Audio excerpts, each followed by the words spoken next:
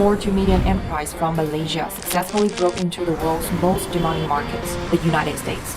It is one of the largest electronic gadget stores in the US. Yet, it was these very keycaps that powered his massive revenue last year. It's around 1 million USD. Meet Thomas Chong, a Malaysian founder who built his keycap brand for the American stage. Let's discover how he's using IP collaborations to stand out in the crowded keyboard industry.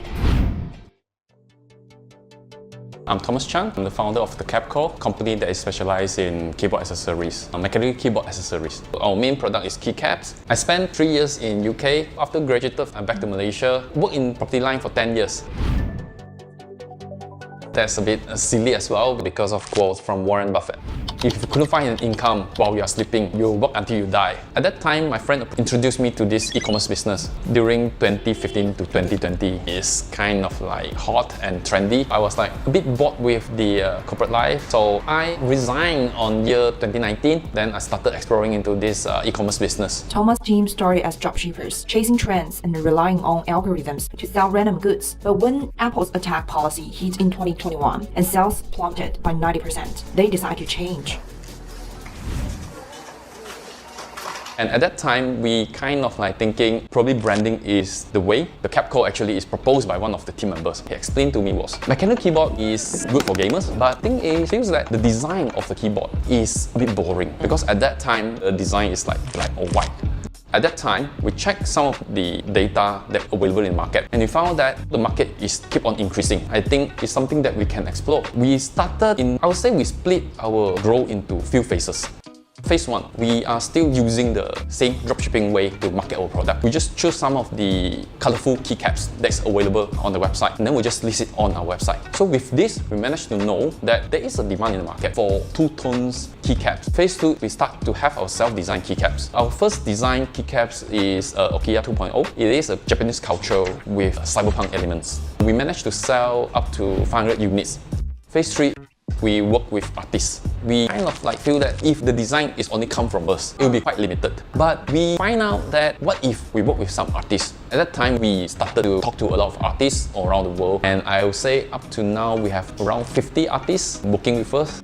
Beyond collaborating with artists, Thomas also ventured into partnerships with popular IPs to boost team confidence. But he quickly realized that the strategy for artist and IP collaborations are totally different.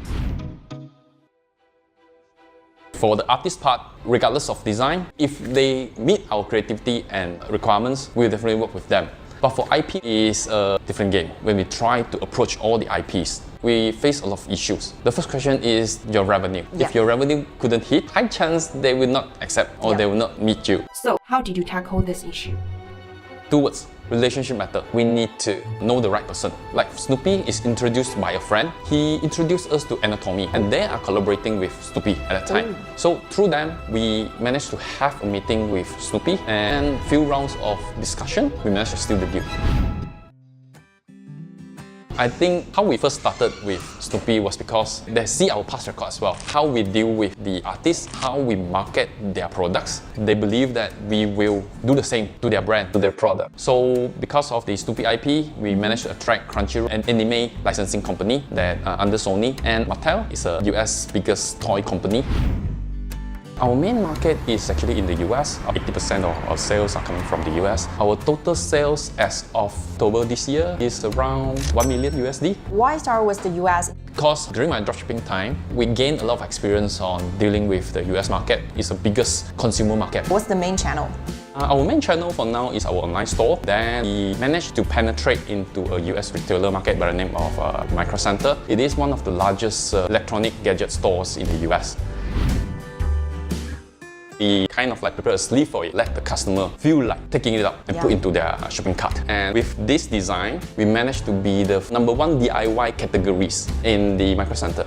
What kind of challenge do you face in the cross-border business payments? The problem that is efficiency, the cost, the exchange rate. When I first started this company, WorldFirst, it was very helpful. Transfer speed, definitely WorldFirst is faster. Once we submitted all the requested information, we can have the fund in our bank. If everything is right, we can just have it on the same day. Second, the exchange rate from WorldFirst is very attractive. It has an analytic. Third is a transfer fee. When we want to pay to our suppliers in China, they offer us multi-currency. If we choose a traditional bank, we will be facing a high high exchange rate plus a lot of documents that we need to prove and provide. WorldFirst, few clicks, I managed to do the transaction. Meta pay ads. That's what we are focusing on. Everything happened in 3 seconds. Probably it's 1 second for problem, 1 second for solution, 1 second for happiness. So we just have to catch the eyeball, 3 seconds. We are also concentrate on SEO as well. When you wish to know more about these products and then you search on Google, then it caught your attention. It can convert into a sales. So I would say it's like a funnel. It's a sales funnel. How big is your team now? We have 12 for now. Half of it is designers. What kind of culture does a creative team need to thrive? Freedom. Designers need to have the freedom to try, and the arrow of mistake they are going to make, so long they manage to think and to create something new, I will just give them the room to try. I will let the designer to have the final say. I trust them. Definitely, we want to be the #1 keycaps company in the world. We want to expand to more countries, and we want to be friends with all the mechanical keyboards. And other than that, we wish to collaborate with more IP, artists, and designers as well.